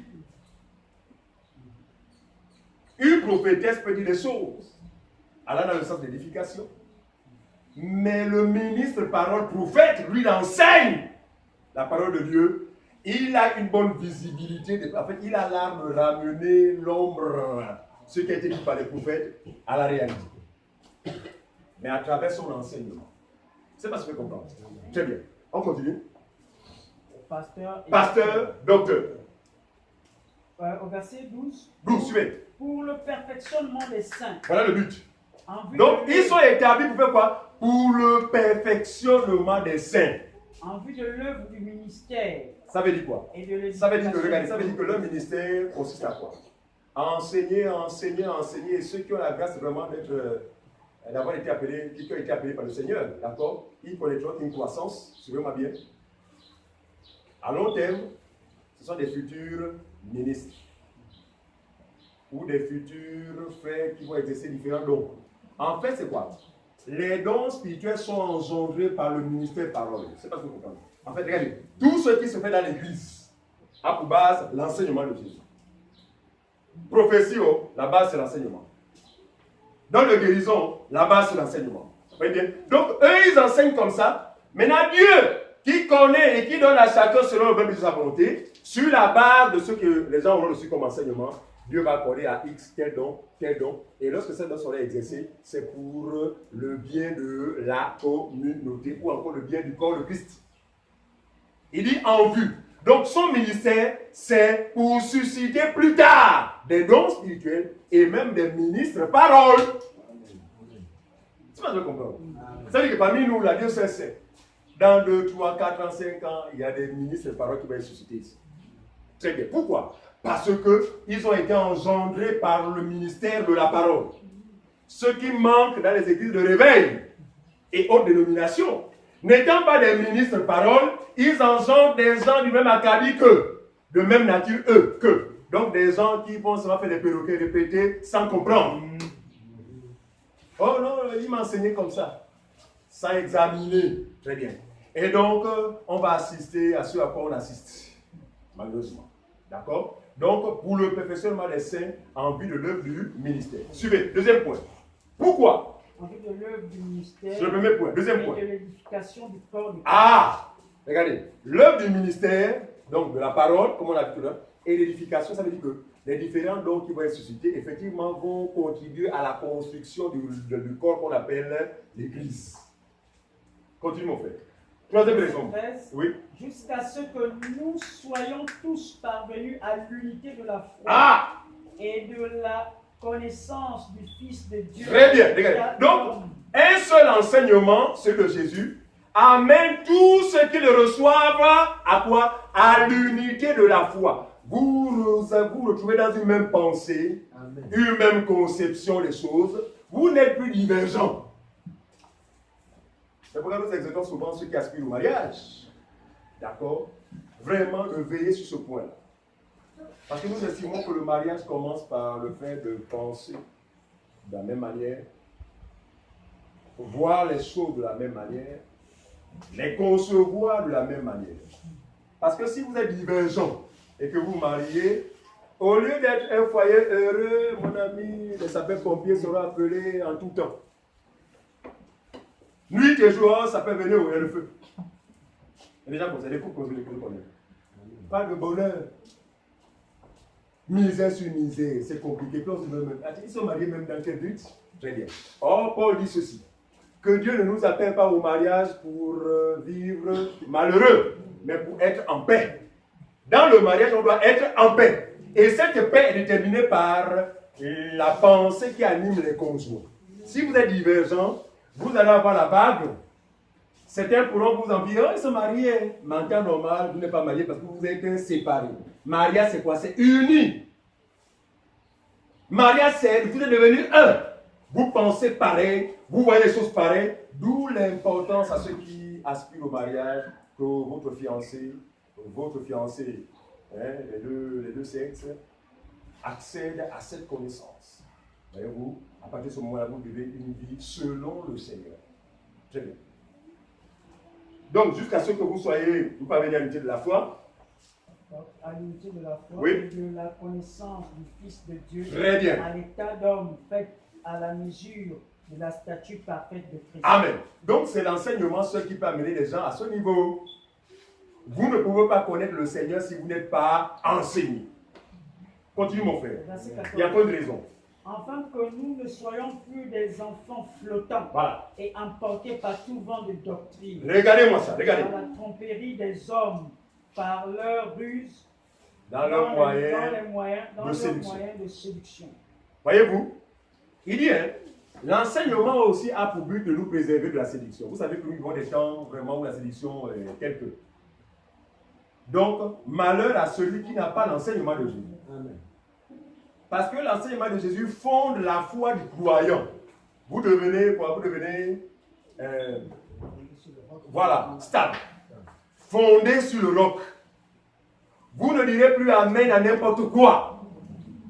Vous ne direz Amen que sur la base de ce que vous avez reçu. Le vrai croyant, quand il dit Amen, c'est un vrai Amen. Parce qu'avant de le dire, il s'est d'abord assuré que est-ce que c'est ce qu'a enseigné mon Seigneur? À ce moment-là, c'est Amen. Or, celui qui n'a pas l'enseignement, d'abord, il lui-même est étranger à la parole de Dieu. C'est le pasteur qui devrait me dire Amen. Dites Amen 7 fois. Amen, Amen, Amen. En cela, il est en train de vous manipuler. Vous priver de la capacité ou encore vous priver de la possibilité ou la capacité à pouvoir faire la part des choses. Or, dans l'église véritable, la Bible dit, les chrétiens de Béret, lorsque Paul se mettait devant eux pour leur enseigner la parole de Dieu, la Bible dit que, enfin, nous pouvons comprendre que les frères se disaient par leur cœur que, comme c'est Paul là, comme c'est Paul, la Bible n'a plus d'importance. Ils n'ont pas dit ça.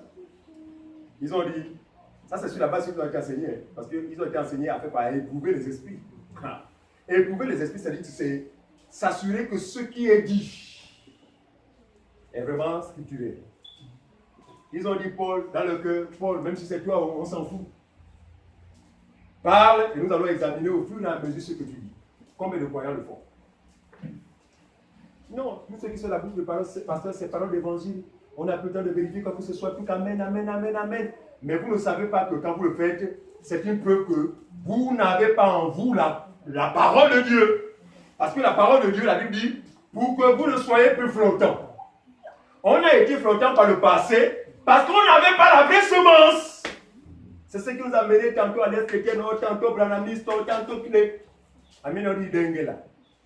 Ici, là, ici, là, ici, là, ici, là, ici, là. Pourquoi? Parce qu'il n'y avait pas la base. Or, quand vous avez la base, bien aimé, et nous nous en réjouissons.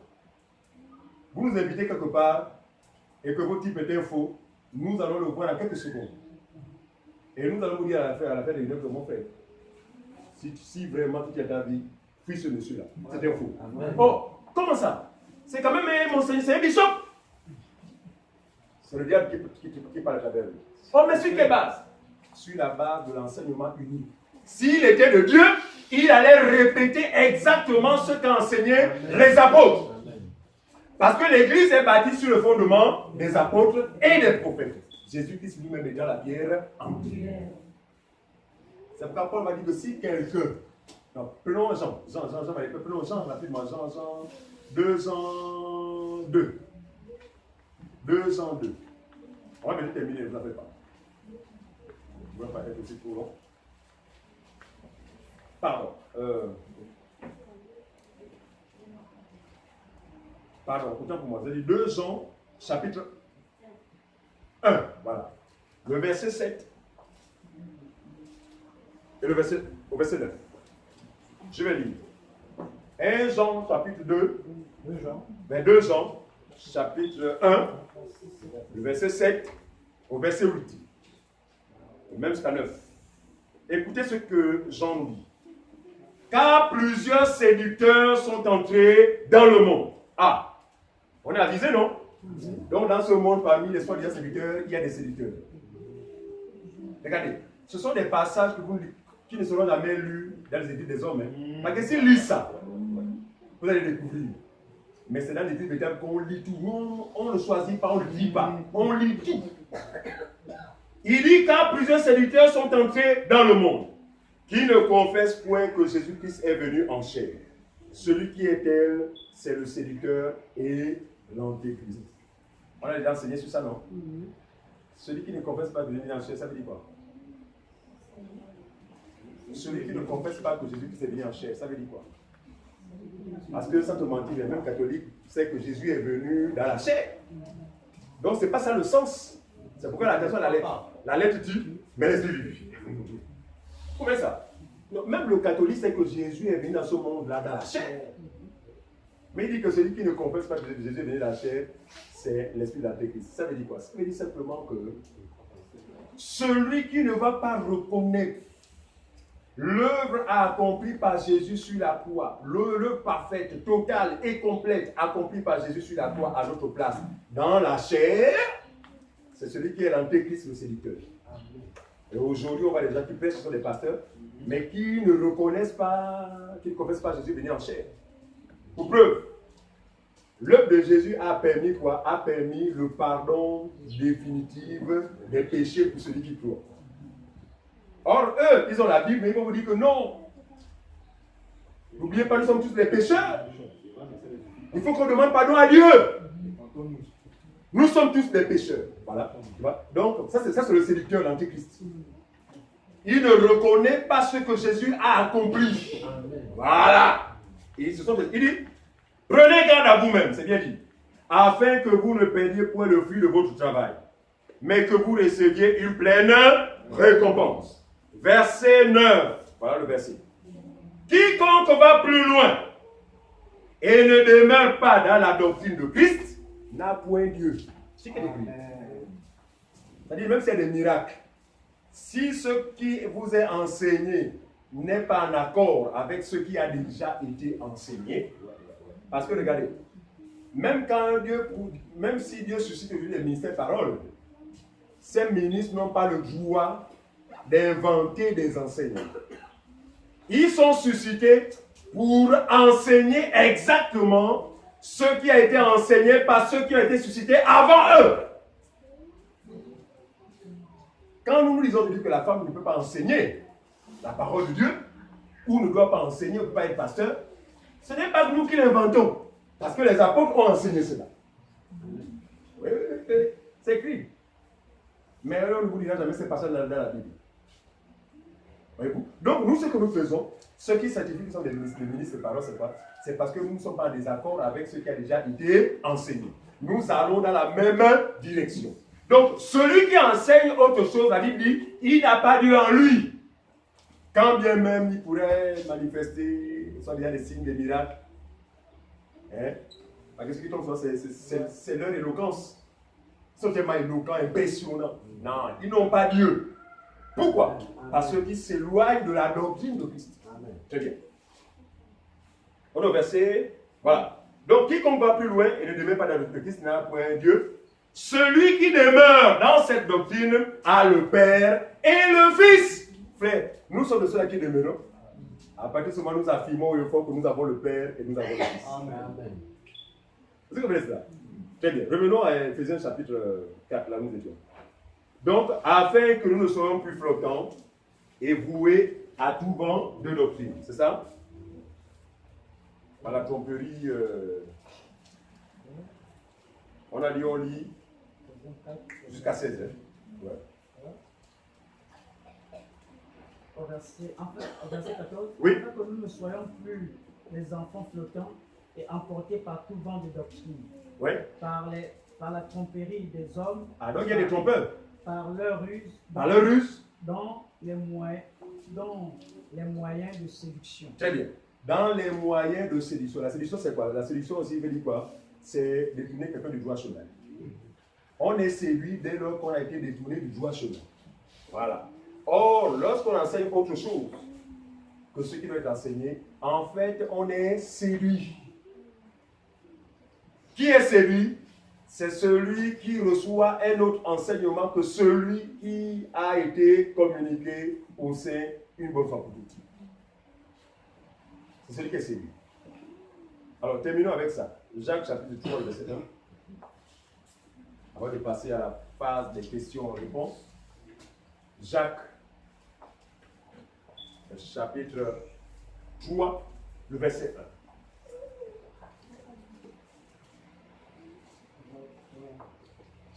Jacques chapitre 3. Mes frères, il n'y a pas parmi vous un grand nombre de personnes qui se mettent à enseigner, car vous savez que nous serons jugés plus sévèrement. C'est ce qu'il écrit. Il dit quoi? Mes frères, c'est Jacques qui parle. En fait, Jacques exhorte les futures générations. Mes frères, qu'il n'y ait pas parmi vous un grand nombre de personnes qui se mettent à enseigner. Parce que Jacques sait que l'enseignement est déterminant. Soit il vous détruit, soit il vous construit. Soit il vous conduit sur le droit chemin, soit il vous égare. Par conséquent, il ne voudrait pas que tout le monde enseigne. Mais il doit enseigner que le Saint-Esprit, à travers ces personnes qu'il a établies comme, ils ne sont pas apôtres, mais ils sont comme. Ils ne sont pas évangélistes, mais ils sont comme. En fait, qu'est-ce que l'apôtre explique? En fait, c'est Dieu en eux qui fait d'eux des ministres. Voilà. C'est le Saint-Esprit en eux qui fait des ministres. Donc, eux seuls ont cette capacité de conduire les gens sur le droit chemin et de les perfectionner. Or, il y a des assemblées que j'ai connues par le passé où il y avait des raisonnements, c'était lequel? Nous sommes tous des frères. Par conséquent, tout le monde peut enseigner. C'est ça, non? Attention, ne confondez pas. Frères, parce que nous avons été sauvés, n'est-ce pas, par le même prix, par le sang de Jésus, gloire à Dieu. Mais attention, parmi les frères, il y a diversité d'opérations. Donc, tout le monde ne sera pas apôtre. Tout le monde ne sera pas docteur. Tout le monde n'aura pas le don de guérison. Tout le monde n'aura pas le don de prophétie. D'accord? Mais Dieu a réparti en chacun selon le bon plaisir de sa volonté. Donc, qu'il n'y ait pas parmi vous un grand nombre de personnes qui enseignent, car ceux qui enseignent seront jugés plus sévèrement. Regardez. Lorsque Paul faisait comme je le fais ce matin, il se tenait devant des gens pour leur enseigner, la Bible dit que c'était avec crainte et tremblement. Pourquoi? Parce que si ceux qui l'enseignaient n'étaient pas corrects, c'était pour lui. Donc, un enseignant, c'est celui qui examine les Écritures pour s'assurer que ce que je vais enseigner n'est pas en désaccord avec ce que Pierre et Paul a prêché.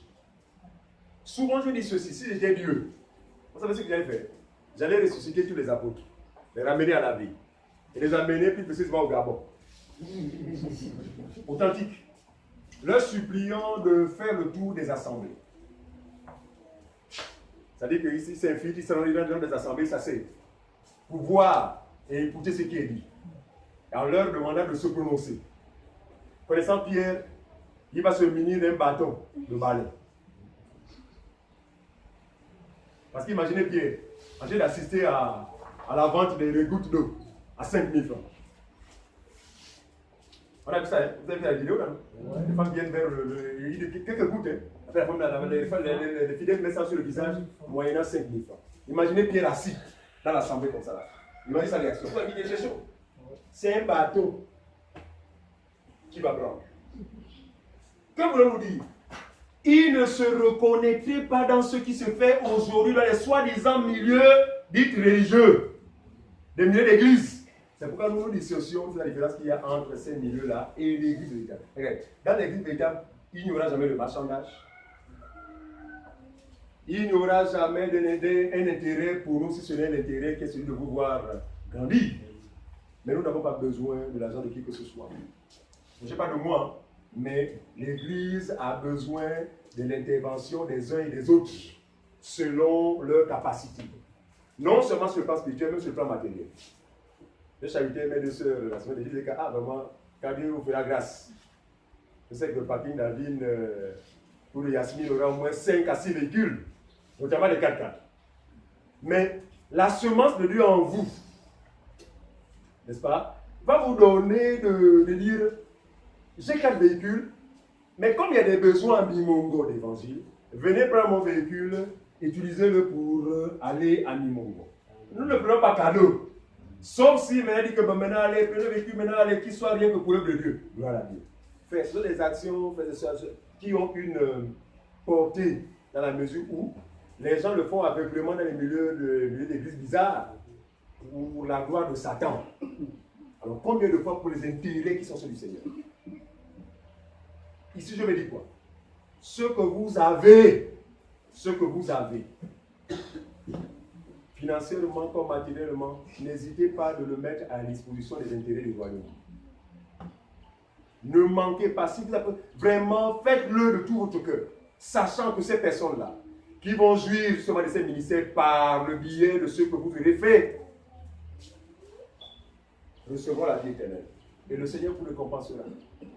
Parce qu'on pense souvent que ce sont forcément ceux qui vont ici et là. Non, chacun contribue à quelque niveau que ce soit. De différentes manières. Mais tout cela, Dieu considère comme étant effectivement des actions menées par des serviteurs et des servants. D'accord? Alors, donc, car ils seront jugés plus sévèrement. Donc, bien aimé, on va s'arrêter par là. Nous voulons